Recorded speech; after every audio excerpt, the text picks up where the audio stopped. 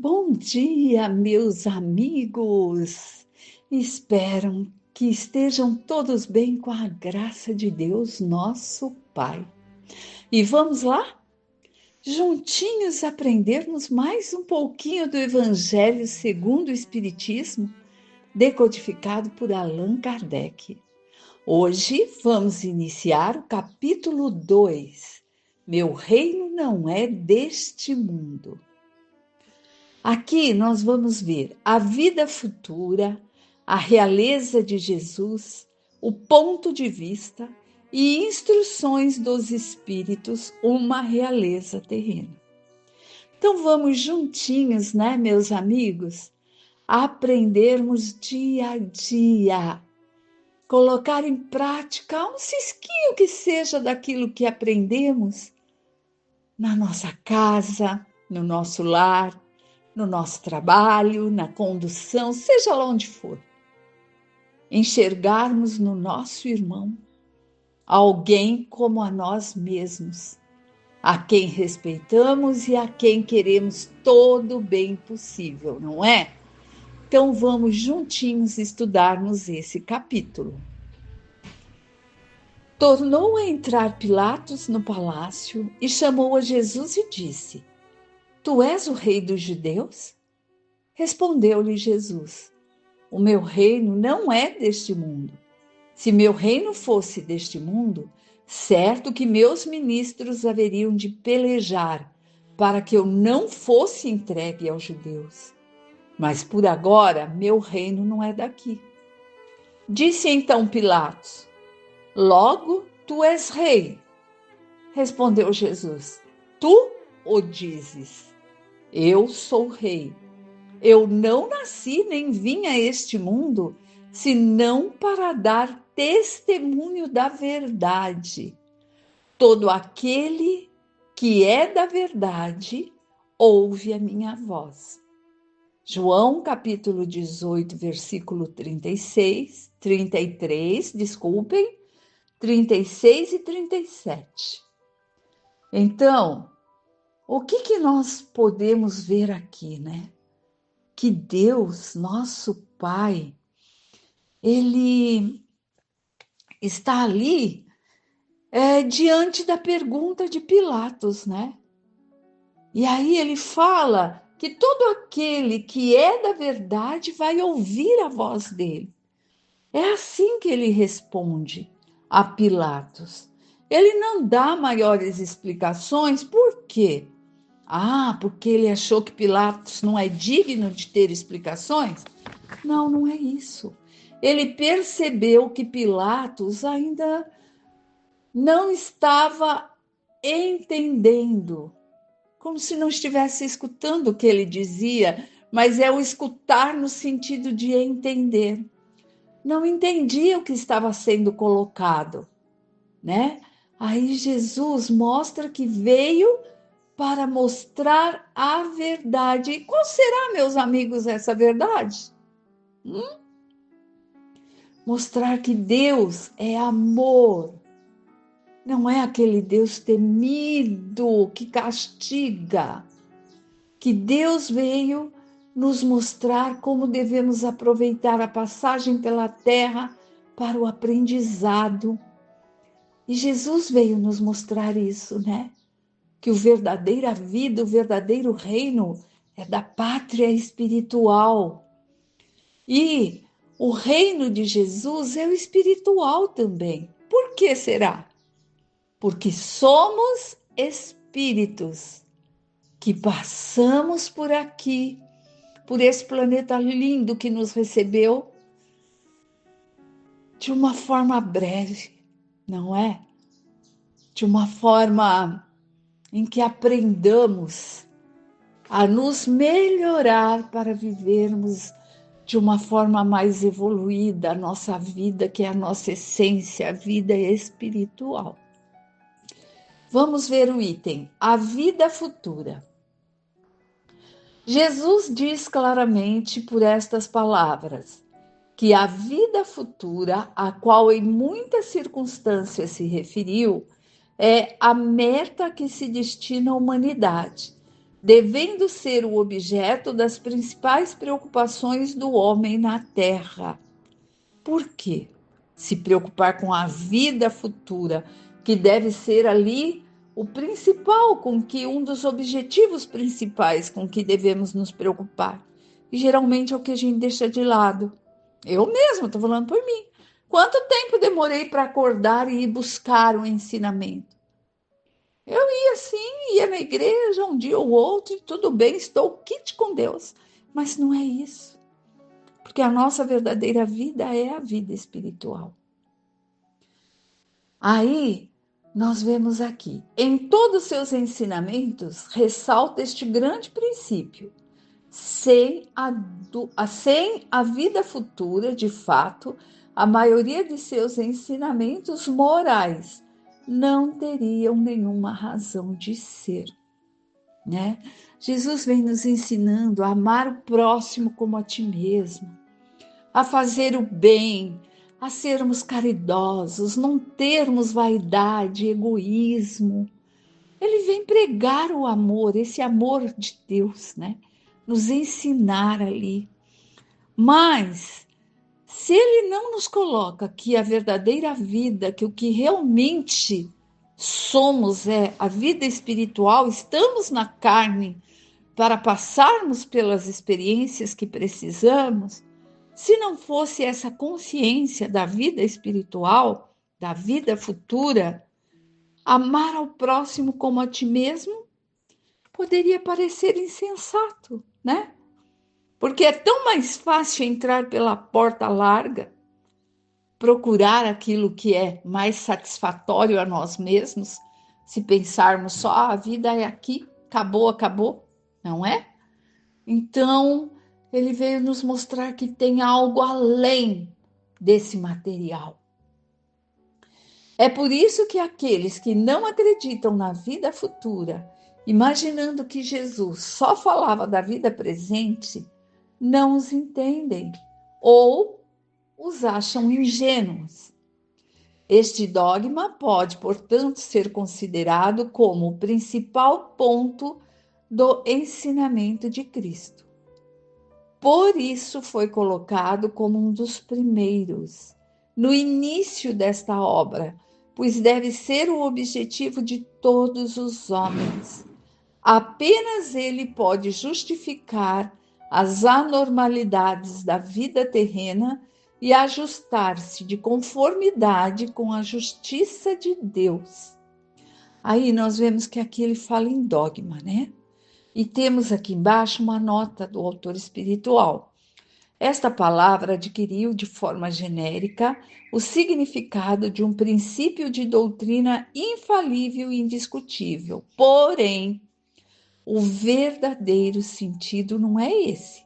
A doutrina espírita não é dogmática, no sentido que se conhece em alguns credos religiosos que adotam o princípio filosófico, em que a fé se sobrepõe à razão, para acomodar e justificar posições de crença.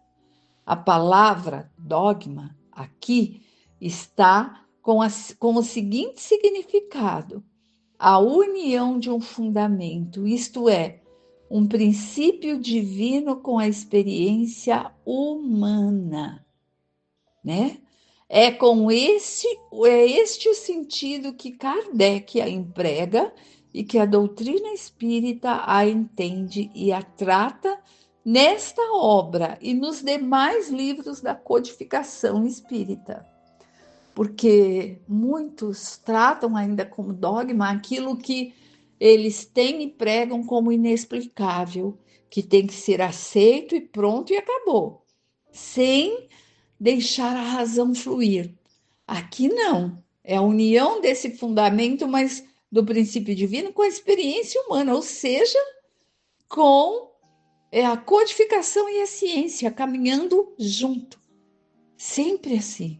O espiritismo e a razão, a ciência, o buscar entender, o buscar compreender. Não é isso? Por quê? Porque é isso que nós precisamos entender. Nós co-criamos o tempo todo e temos que viver com as nossas criações. Então, se nós acreditarmos nos dogmas, é assim, acabou, como? A gente não está pensando. Nós é que criamos com nossos pensamentos. Deus não cria o mal, gente. Não é Deus que fez pessoas agirem na maldade. É cada um construindo de acordo com aquilo que já foi, com aquilo que carrega ali de sintonia. E cabe a quem? A nós mudarmos. É nossa responsabilidade, não é? Deus nos ama todos, a todos. Só que, de acordo com aquilo que nós criamos e que nós fazemos, nós não podemos esquecer daquele livro de André Luiz, Ação e Reação. Perdão. E por quê? Porque nós temos o livre-arbítrio, nós temos a escolha, mas nós vamos colher aquilo que plantarmos. Nós não vamos sair ilesos se fizermos uma maldade. Ah, Silvia, como que você está falando isso? Quantas são as pessoas que fazem as coisas camufladas e passam batido perante a justiça dos homens? Ninguém sabe, ninguém viu e se dão bem. Será? Nós que aqui estamos estudando o Espiritismo, o Evangelho segundo o Espiritismo e outras obras da codificação, nós percebemos pelos relatos dos amigos espirituais que já estão no outro plano que não é assim. Nada fica oculto aos olhos de Deus. Olhos no sentido figurado, ao conhecimento. E a nossa consciência vai nos cobrar quando tivermos ali essa noção de que nós criamos, nós fizemos e somos responsáveis. E muitas das vezes percebermos que fizemos àquele a quem nos foi tão querido noutros tempos. Então, é isso, meus amigos, é o aprendizado direto e constante que nos leva a percebermos a maravilha que é poder estar esmiuçando as palavras do Evangelho. Vamos lá. Os judeus tinham ideias muito incertas em relação à vida futura. Acreditavam nos anjos como seres privilegiados da criação, mas não sabiam que um dia os homens pudessem tornar-se anjos e partilhar da felicidade deles. Pensavam que o cumprimento das leis de Deus era recompensado pelos bens da terra, pela supremacia de uma nação, pelas vitórias sobre os inimigos, enquanto as calamidades coletivas, as derrotas, eram castigos da sua desobediência àquelas leis. Moisés não poderia dizer mais a um povo pastor, inculto, que devia estar interessado antes de mais nada nas coisas do mundo. Mais tarde, Jesus veio lhes revelar que há um outro mundo onde a justiça de Deus segue seu curso. E é este mundo que promete aos que respeitam os mandamentos de Deus e onde os bons acharão sua recompensa. Esse mundo é meu reino. É lá que Jesus está em toda a sua glória e para onde retornou ao deixar a terra. O que nós vemos aqui? É para lá que iremos um dia colher o que criamos com o nosso próprio pensamento, com aquilo que praticamos, que escolhemos praticar.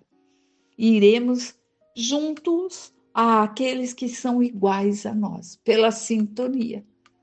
Por isso que, então eu vou desencarnar, vou encontrar minha mãezinha que está lá há tantos anos. Provavelmente não. Já está aprendendo muito mais que eu, e eu tenho muito que aprender ainda do lado de lá.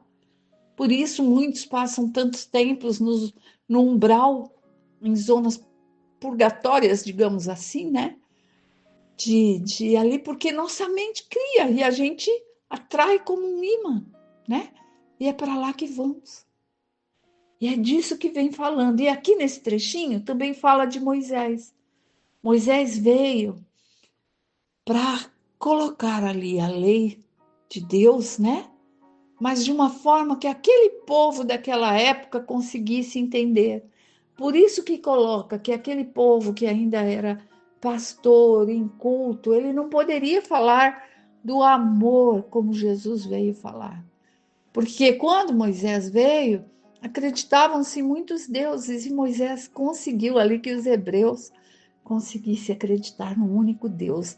Ele preparou o terreno para a vinda de Jesus, né? Então tudo a seu tempo, a seu turno. Assim também devemos ser nós, com aqueles com quem convivemos e tentamos ao máximo explicar a doutrina espírita, e eles até se enraivecem por vezes contra nós. Sejamos o exemplo, mostremos através do que fazemos e falamos. E deixe que o tempo vá ali, numa hora de necessidade, esse filho, essa filha, esse neto, esse marido, vai falar: meu Deus, será que ela tinha razão? E a sementinha foi plantada, né? Então é isso, cada um o seu tempo. Vamos continuar? No entanto, Jesus, ajustando seu ensinamento ao estado dos homens da época, julgou conveniente não lhes dar uma luz completa, que os ofuscaria ao invés de esclarecê-los, pois não o teriam entendido. Sim, quando Jesus veio, meus amigos, ele também não pôde, assim como Moisés lá no seu tempo, falar tudo, falar sobre a terceira revelação, que é o Espiritismo. Ele falou da vida futura, da vida além da vida, mas de acordo com o que aquele povo conseguia entender. Assim como eu acabei de dar o exemplo. Nós temos que exemplificar, mas sabermos que cada um de nós, embora somos da mesma família sanguínea, cada um está num nível de entendimento. Por vezes, o intelectual está lá no auge, mas o lado de aprender ali sobre a vida futura, por vezes a moralidade, ainda está bem aquém, não é? Então é isso, Jesus também na sua época não pôde esclarecer todo mundo, porque ia ofuscar, chocar, ia falar, meu Deus, e iam deixá-lo de lado. Então ele foi aos poucos dando exemplo. Limitou-se a colocar, de algum modo, a vida futura como um princípio, como uma lei da natureza a qual ninguém pode escapar. Aquele que crê, acredita de algum modo numa vida futura, mas a ideia que muitos fazem disso é pouco clara, incompleta, por isso mesmo, em muitos pontos, falsa. Para uma grande maioria, é apenas uma crença sem certeza absoluta. Daí as dúvidas e até mesmo a incredulidade. O Espiritismo veio completar nesse ponto, como em muitos outros, o ensinamento do Cristo, quando os homens já estavam maduros para compreender a verdade. Com o Espiritismo, a vida futura não é mais um simples artigo de fé, uma incerteza, é uma realidade material demonstrada pelos fatos. São as testemunhas oculares que vêm esclarecê-la, descrevê-la em todas as suas fases, em todos os detalhes, de tal modo que não há mais possibilidade de dúvida. E a mais simples das inteligências pode compreendê-la sobre seu aspecto verdadeiro, tal como imaginamos um país do qual lemos apenas uma descrição detalhada. Assim é essa descrição da vida futura, é de tal maneira mostrada, são tão racionais as condições da existência feliz ou infeliz dos que lá se encontram, que reconhecemos não poder ser de outra forma e que, afinal, aí reside a verdadeira justiça de Deus. Pois bem, aqui nós estamos vendo que vamos encontrar o que escolhemos, que a nossa vida é um espelho de nossa mente. Ah, Silvia, tão fácil, né? Então eu vou colocar na minha mente que tudo é um paraíso e assim vai ser. Não é colocar na mente da boca para fora, só para eu falar no momento. É cultivarmos mesmo bons pensamentos, bons hábitos, boas maneiras de agir com o próximo, com a vida, com o planeta, porque o que pensarmos é o que vamos viver. E temos que nos conhecer. Ah, então eu vou me esconder e pensar que eu sou a Santa Silvia. Não adianta. Tenho muitas imperfeições. Estou nesse planeta por isso, né? É um planeta de prova e expiação, mudando agora para a regeneração. Então é importante buscarmos esse autoconhecimento que às vezes a gente tenta camuflar, esconder de nós mesmos, né? Por isso que eu, como terapeuta holística, eu também passo como terapeuta. Eu falo que todo terapeuta precisa de uma terapeuta, porque a gente precisa ser visto e ouvido pelo outro, que por vezes a gente esconde com todo o conhecimento que tem na área, porque é fácil esconder e não querer mexer em coisinhas que machucam. Então, o autoconhecimento é importante para nos limparmos de dentro para fora, para nos aprimorarmos, né? E quanto mais estudamos o Espiritismo, mais nós podemos também nos entender, entender que não devemos nos culpar por não sabermos tudo, mas que temos a chance de buscar, de ler, de participar dos encontros, das reuniões e de buscar entender e perguntar. Hoje somos livres para fazermos perguntas.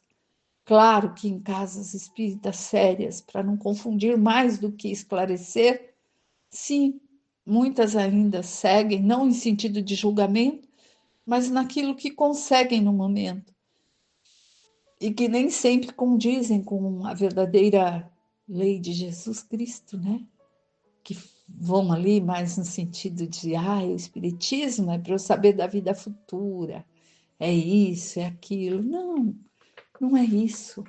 É nos entendermos e fazermos de forma melhor. É limparmos a nós mesmos de dentro para fora para entender o que Jesus veio nos ensinar. Que ele nos coloca lá no início, quando eu comecei a leitura. Ele veio nos ensinar aquele que tem a boa vontade de ter acesso à verdade. Não é isso? Então é isso que nós precisamos entender de todas essas colocações que vimos até aqui. E por hoje, amigos queridos, vamos ficar por aqui. Que todos tenham aí uma linda semana, dias abençoados e que breve possamos, com a graça de Deus, nosso Pai, dos espíritos amigos que acompanham a todos os estudos, sejam presenciais ou online, esse entendimento, esse discernimento, para sabermos que tudo começa em nós, com a nossa mudança e a nossa boa vontade. Fique em paz e que Deus esteja com todos.